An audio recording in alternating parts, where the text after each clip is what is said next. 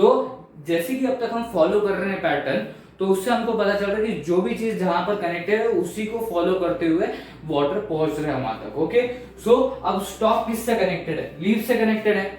Okay, सो अब होगा क्या, ये जो वाटर है वो हर पार्ट में जाएगा। ओके, ये हर पार्ट में जाएगा ऐसे। ये एरो जो है वो लीव के जो ऐसे आपको थिन लाइंस दिखती है ना, लीव को अगर ऑब्जर्व करोगे आप तो उसमें से थिन लाइंस दिखेंगी। ओके, वो भी आप ऐसे बोल सकते हो कि वो एक ब्रांच का पार्ट है। ओके, वो ऐसे एक ब्रांच का पार्ट है। ये देखो, ये ऐसे थिन होके ऐसे जाता है, फिर ऐसे देखो, ये ऐसे हम बोल सकते हैं। इमेजिन करो कि ऐसा है। ओके, एंड देन वो स्टॉक ऑफ द लीव में आया और फिर स्टॉक ऑफ द लीव से into each and every part of the leave, तो वाटर ऐसे यहां पर पहुंचेगा। ओके, अब यहां पर पहुंच गया। ओके, यहां पर पहुंच गया, अब लीव में पहुंच गया। अब हर पार्ट तक पहुंचाना जरूरी है। ओके, सो अब ये जो लाइंस है, ओके, ये जो लाइंस है ये क्या काम करती है? हर पार्ट तक पहुंचाने का काम करती है, ऐसा हम बोल सकते हैं, राइट। सो देखो, यहां पर जाएगा, यहां पर जाएगा, यहां पर जाएगा, ऐसे हर जगह जाएगा और लीफ के हर एक part, each and every part of the leaf will be with the sufficient water. Okay, it will be filled with the sufficient water. वहां पर वाटर जाएगा इस तरीके से। ओके, सो अब इस डायग्राम के थ्रू वापस थोड़ा सा देखते हैं कि ये कैसे चल रहा है। ओके, तो देखो, अब तक हमें पता चल गया कि स्टेम जाइलम वेसल में चला गया। ओके, स्टेम जाइलम वेसल में वाटर गया। अब स्टेम जाइलम वेसल कहां ब्रांच करता है? Into the leaves of the plant. अब यहाँ पर ब्रीफ में बताया गया, ये जो रेड सेगमेंट है ये हमें और डिटेल में लेके जाता है। अब ये इस रेड सेगमेंट को हम इसके साथ ये करते हुए क्या बोलते हैं, रिलेट करते हुए आगे बढ़ते हैं। ओके, तो देखो, water and minerals, so water को कंसिडरेशन में लेते हैं, तो water is carried by stem xylem vessel, okay, which reaches the leaf, okay, which reach the leaves. अब देखो, स्टेम जाइलम वेसल में वाटर है, ये हमको पता है, इस पॉइंट से पता चल जाता है।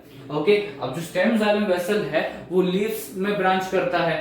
ओके, अब वो लीव्स में ब्रांच करता है, सो उसकी वजह से क्या होगा, ये जो वाटर है वो लीव्स में जाएगा। ये हमको पता चल गया कि लीव्स में जाएगा, पर जाएगा कैसे? ओके, जाएगा कैसे, तो हमें अगला पॉइंट बताता है, दैट इज थ्रू दी, यहां पर देखो, इसको स्पेस कर देते हैं हम, यहां पर स्पेस कर देते हैं। ओके, ये स्टेटमेंट अलग और ये स्टेटमेंट अलग। ओके, जिससे हमको समझने में सिंप्लिसिटी बढ़ेगी। ओके, सो देखो, लीव्स में पहुंचेगा, ये हमको पता चल गया कि लीव्स में पहुंचेगा, मतलब फाइनली लीव्स में पहुंच गया।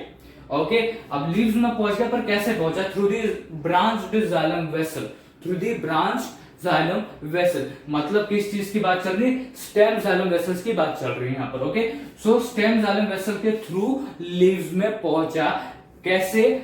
उसने एंटर किया into the stock of the leaf. Okay, stem, जो स्टेम है वो स्टॉक ऑफ द लीफ में नहीं गया।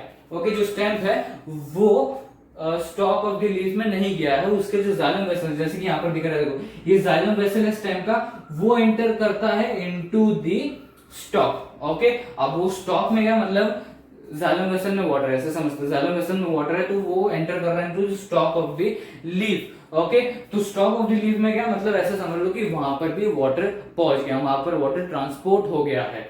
ओके, तो स्टॉक ऑफ द लीफ में वाटर ट्रांसपोर्ट हो गया है। अब स्टॉक ऑफ द लीफ किससे कनेक्टेड है? नाम से पता चलता है, that is stock of the leaf एक पार्ट है लीफ का ही, ये पता चलता है हमको। ओके, उसके स्टेटमेंट से, उसके सेंटेंस से पता चलता है कि वो लीफ का ही एक पार्ट है, तो ऑब्वियस ही चीज है कि वो लीफ से ही कनेक्टेड होगा। ओके, ये ऑब्वियस ही चीज है। सो ये जो स्टॉक ऑफ द लीफ है, ये किससे कनेक्टेड? लीफ से कनेक्टेड है। तो बेसिक सी चीज है जो अब तक हम देखते हैं कि जो भी जिससे कनेक्टेड है उसी डायरेक्शन में वाटर जा रहा है। ओके, सो यहां पर भी ये कनेक्टेड है तो वो लीव्स में चला जाएगा।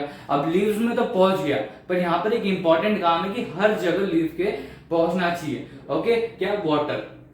सो ये लाइंस दिखती है आपको, ऐसे आप लीफ को ऑब्जर्व करोगे, जैसे कि मैंने अभी बोला कि अगर ऑब्जर्व करोगे तो उसमें आपको लाइंस दिखेंगे जो लीफ के हर पार्ट तक जाती है। ओके, कोने कोने तक जाती। तो अब ये जो लीफ है, ओके, इसमें हर जगह each and every part of the leaf will be filled with the water. कैसे? ये जो लाइंस है, ये लाइंस किससे कनेक्टेड है? हम बोल सकते हैं कि branch of the stock of the leaf. Okay, so ये इस तरीके से कनेक्टेड है। सो वाटर इधर जाएगा, इधर जाएगा, ऐसे जाएगा, ऐसे ऐसे ऐसे, और each and every part of the leaf will get the water. मतलब अभी फाइनली वाटर लीव्स में पहुंच चुका है। ओके, फाइनली वाटर कहां पहुंच चुका है? लीव्स में पहुंच चुका है। ओके, अब ये स्टेटमेंट क्लियर हो गया।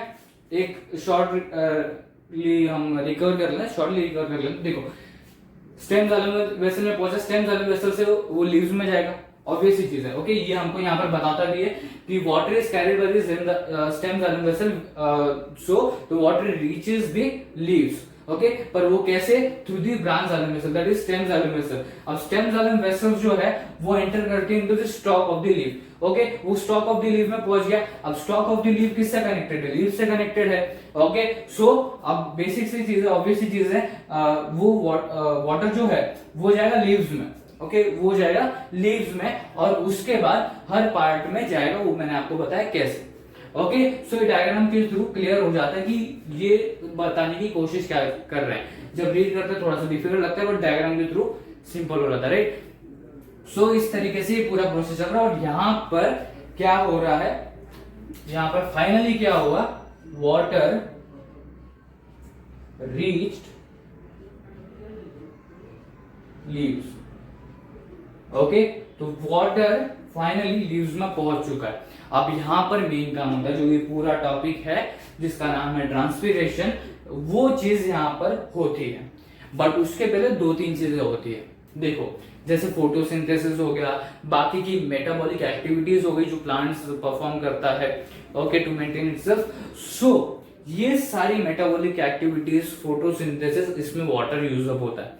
और लार्ज स्केल में, ओके, कुछ ही माइनर परसेंट ऑफ वाटर जो एब्जॉर्ब करता है प्लांट, ओके, एब्जॉर्ब करता है, उसमें से कुछ ही परसेंट वाटर, ओके, कुछ ही परसेंट माइनर स्केल पे वाटर यूज अप होता है for the photosynthesis and other metabolic activities. Okay, so ये बात पता चल गई आपको, ये तो सिंपल सी चीज है।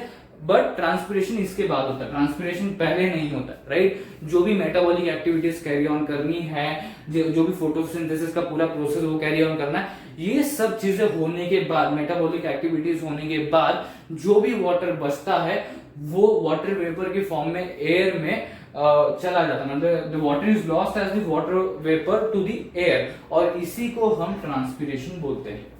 ओके, सो यहाँ पर क्या हुआ? लास्ट पॉइंट हमें क्या बताता है कि ट्रांसपिरेशन पहले नहीं होता, बाद में होता है। जो भी सारी एक्टिविटीज है वो सारी एक्टिविटीज हो जाने के बाद ट्रांसपिरेशन होता है, ऑब्वियस चीज, राइट। सो लास्ट पॉइंट क्या है? दैट इज जो वाटर अभी लीव्स में आया, ओके, जो प्लांट ने ऑब्जर्व किया, वो वाटर जो है उसमें से, ओके, उसमें से माइनर स्केल पे वाटर यूज अप होता है for the photosynthesis and other metabolic activities. Okay, ये पॉइंट क्लियर हो गया। दैट इज, ध्यान से सुनो, दैट इज माइनर स्केल पे, मेजर स्केल पे नहीं, माइनर स्केल पे कुछ ही percentage of water use up होता है for the photosynthesis and other metabolic activities. Okay, जितनी भी बाकी की मेटाबॉलिक एक्टिविटीज है एंड फोटोसिंथेसिस है, उसके लिए यूज अप होता है माइनर स्केल पे। और बाकी का जो मेजर वाटर पड़ा हुआ है, अभी ऐसी पड़ा हुआ है, वो ट्रांसपिरेशन के थ्रू क्या होता है? प्लांट के बाहर निकल जाता है in the form of water vapour. Okay, so the rest of the water minor scale पे हो गया, so the rest of the water is been lost as the water vapour in the form of water vapour. ये important है, right, ये important है। Okay, ये important है कि वाटर वेपर के फॉर्म में एयर में चला जाता है जो भी रेस्ट ऑफ द वाटर है थ्रू ट्रांसपिरेशन। इसी को हम ट्रांसपिरेशन बोलते हैं। ओके, तो ये स्टेटमेंट आपको याद होगा, राइट। ये वाला जो स्टेटमेंट है, देखिए, it is the process of water movement through plants and its evaporation through aerial part, that is stem, leaves and flowers. तो इसको डिस्कस करते हैं और फिर ट्रांसपिरेशन पुल के ऊपर आएंगे, ट्रांसपिरेशन पुल के ऊपर आएंगे, राइट। तो देखिए, ये स्टेटमेंट आपको याद ही होगा, that is, it is the process of, ये वाला। ओके, सो हमने यहाँ पर बोला था कि यहाँ पर 2 डेफिनेशन है ट्रांसपिरेशन के। Okay, this is the not needed what we can say additional definition and this is the important definition। ये सेकंड वाला जो है। ओके, सो देखो, ये वाला जो है यहां से यहां तक, this is the first definition and which is additional definition. मतलब ये ऐड करना है तो कर सकते हो, नहीं करना तो नहीं कर सकते, राइट। नहीं करना तो मत करो, right. So this is the additional and this one, ये जो सेकेंड वाला है ये वाला इंपॉर्टेंट है, इंपॉर्टेंट डेफिनेशन है और ये मेन डेफिनेशन, ओके, या इसको आप बोल सकते हो मेन डेफिनेशन, ओके। सो एडिशनल डेफिनेशन क्या है ट्रांसपिरेशन का, कि ट्रांसपिरेशन एक ऐसा प्रोसेस है जिसमें वाटर मूवमेंट होती है थ्रू दी प्लांट, ओके, मतलब through the plant in sense अगर हम ऐसी सिंपल भाषा में बोले तो प्लांट के अंदर वाटर मूवमेंट हो रहा है, इसे हम ट्रांसपिरेशन बोलते हैं, ऐसा यहाँ पर बताया गया। ये एडिशनल डेफिनेशन है, but important and main definition कौन सा है कि उसका इवेपोरेशन हो रहा है वाटर वेपर के फॉर्म में टू द एयर, ओके, ये है इंपॉर्टेंट क्या बोलते हैं definition, okay. So it's evaporation, it's मतलब क्या, वाटर का, water's evaporation through aerial parts that is stem, leaves and flower, इसकी भी हमने बात की थी, राइट। सो इसको भी डिस्कस करेंगे कि कहां से कितना इवेपोरेशन हो रहा है, ट्रांसपिरेशन हो रहा है, ट्रांसपिरेशन, ओके ओके। सो देखो ये वाला इंपॉर्टेंट है कि वाटर का इवेपोरेशन हो रहा है through the aerial parts, okay, ये है ट्रांसपिरेशन, ओके। सो अब देखो ये वाली बात पे आती है कि स्टेम, लीव्स एंड फ्लावर्स बोले, अभी एरियल पार्ट्स है, जैसे कि यहाँ पे बोला एरियल पार्ट्स, राइट, मतलब जो एनवायरमेंट को फेस करते हैं, मींस एनवायरमेंट में खुले हुए हैं एरियल पार्ट्स हैं, ओके। तो अब लीव्स हो गया, लीव्स भी खुले एनवायरमेंट में खुले हुए, ओके, देन फ्लावर्स भी हो गए एंड देन स्टेम, ओके।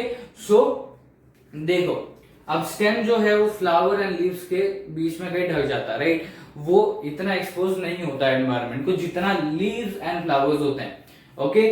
सो सबसे ज्यादा जो ट्रांसपिरेशन हो रहा है वो लीव्स में हो रहा है, ऑब्वियस ही चीज है, वो लीव्स में हो रहा है, ओके, सबसे ज्यादा मेजोरली जो ट्रांसपिरेशन हो रहा है वो लीव्स में हो रहा है, उसके बाद फ्लावर्स में बोल सकते हैं, अगर रैंकिंग ही देना है कि किस में ज्यादा हो रहा है तो जेन्युइन सा रीजन है that is flowers and stems में। अगर आप ऑब्जर्व करोगे किसी भी प्लांट को या किसी भी ट्री को, ओके, जो स्टेम्स है, ओके, जो स्टेम्स है या जो टर्क है ट्री का, जो ऐसे ऐसे जाते हैं और फिर वो ट्री फैलता है उसकी वजह से, सो जो भी प्लांट है या ट्री है उसका अगर स्टेम वगैरह जो भी है वो देखोगे तो फ्लावर्स एंड लीव की वजह से 80 to 85% ये हो जाता है, कवर हो जाता है, राइट। सो उधर से ज्यादा मेजॉरली ट्रांसपिरेशन नहीं होता, ओके, उधर माइनरली ट्रांसपिरेशन हो रहा है।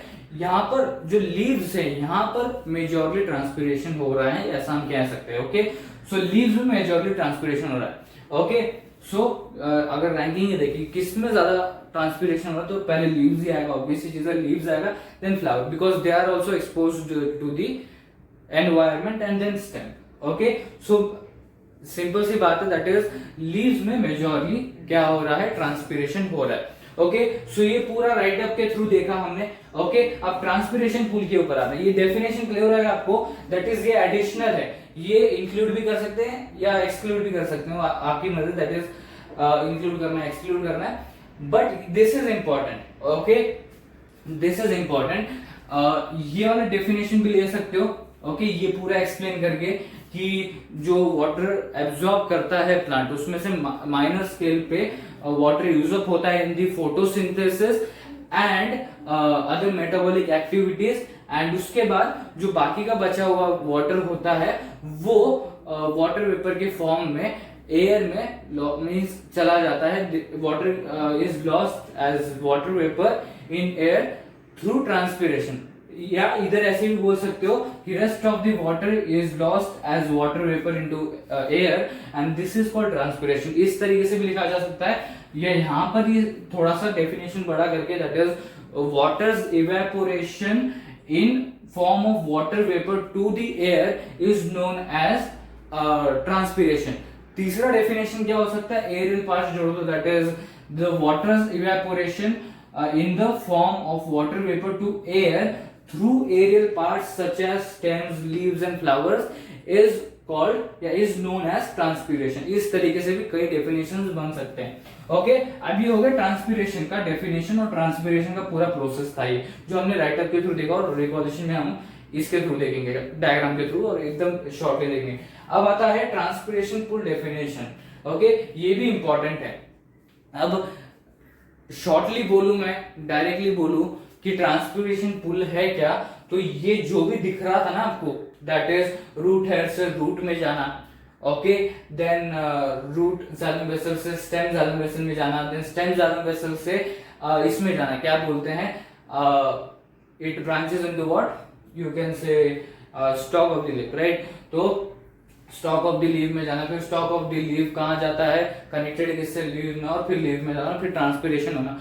तो ये जो भी हो रहा है ऐसे जाके फिर यहां से इधर पहुंचना, तो ये जो फोर्स ऑफ पुलिंग है, ओके, इसी को हम ट्रांसपिरेशन पुल बोल सकते हैं। ओके, देखो पहले डेफिनेशन देख लेते हैं। Transpiration pull is process in which force of pulling is produced inside the xylem tissue. Okay, xylem tissue is important, xylem vessel नहीं लिख सकते यहाँ पर, xylem tissues लिखो, okay, because xylem vessel आप आगे इसमें भी लिख सकते हो, क्लियर कर सकते हो यहाँ पर, राइट, या इधर xylem vessel भी लिख सकते हो, ऐसा कोई प्रॉब्लम नहीं, but it makes the definition relevant. Okay, so transpiration pull is a process in which force of pulling is produced. Force of pulling is produced मतलब क्या हो रहा है, रूट हेयर से रूट में जाना है, तो जो फोर्स है पुलिंग का मतलब उसको पुल करना है, ओके, उसको पुल करना है, आगे धकेलना है उसको, राइट, मतलब यहाँ पर ही रोके नहीं रखना, लीफ तक लेके जाना है, तो आगे धकेल धकेल के उसको लीफ तक पहुंचाना, तो ये जो फोर्स ऑफ पुलिंग है ये प्रोड्यूस होता है, okay, inside the xylem tissues. अब ये जो फोर्स है ये हेल्प करता है in the upward movement of water in the xylem vessels, finally water is lost through leaves, means जो मेन है दैट इज ट्रांसपीरेशन। ओके, सो देखो इसको हम थोड़ा सा डिटेल में समझते हैं, ओके, मतलब जल्दी कवर करता हूं, समझ लेते हैं डिटेल में, राइट। सो देखो ट्रांसपीरेशन एक ऐसा प्रोसेस है जिसमें फोर्स ऑफ पुलिंग, या आप सीधा सीधा बोल सकते हो पुलिंग फोर्स जो है वो प्रोड्यूस हो रहा है किसमें, जाइलम टिश्यूज के अंदर, ओके। अब ये क्या करता है, इस स्टेटमेंट से क्लियर हो जाता है ये फोर्स ऑफ पुलिंग इंपॉर्टेंट क्यों है, बिकॉज इसी फोर्स के वजह से वाटर का अपवर्ड मूवमेंट होता है, जैसे कि मैंने बोला उसको ढकेलना ऊपर ऊपर, okay, because you can say one of the reason is it is against the gravity, so उसको फोर्स लगा के पुल करना ऊपर, ओके, उसको पुल करना है और लीफ तक पहुंचाना है, सो यही फोर्स हेल्प करता है, ओके, पुलिंग फोर्स जो है यही फोर्स हेल्प करता है in the upward movement, okay, in the upward movement, मतलब ऐसे देखो, ऐसे समझा जाता है, देखो रूट हेयर से रूट में, फिर ऐसे ऐसे, फिर लीव्स में जाएगा और फिर यहां से ऐसे, ओके, ट्रांसपिरेशन होगा। सो ये जो अपवर्ड मूवमेंट हो रहा है ना, इसमें कौन हेल्प कर रहा है, ये जो पुलिंग फोर्स है, ओके, दिस फोर्स, ये वाला फोर्स हेल्प करता है in the upward direction of the water in the xylem vessels. जैसे कि मैंने बताया दो इंपॉर्टेंट जाइलम वेसल्स हैं, that is stem xylem vessel and root xylem vessel, तो ये उसमें हेल्प करता है, okay. So this force, pulling force helps in the upward movement of water in the xylem vessel, and then finally जब upward movement होते होते जब वो लीव में पहुंच जाता है, उसके बाद photosynthesis and other metabolic activities में माइनर स्केल पे वाटर यूज होता है, एंड उसके बाद, ओके, एंड उसके बाद ट्रांसपिरेशन परफॉर्म होता है, ओके। सो ये था transpiration pull, okay. Transpiration pull in a sense मैं बताऊं तो it is a pulling force, it is a process in which the pulling force is produced, and because of this pulling force the upward movement of water is possible, okay, and because of the upward movement the water gets into the leaf and then the requirements are fulfilled and then transpiration is performed, okay. So this was the definition of transpiration pull, okay. Simply लिखना है तो transpiration pull is a force of pulling which helps in upward movement of water in xylem vessels, ऐसे भी लिख सकते हो, या detail में लिखना है तो इस तरीके से भी उसका डेफिनेशन लिखा जा सकता है, ओके।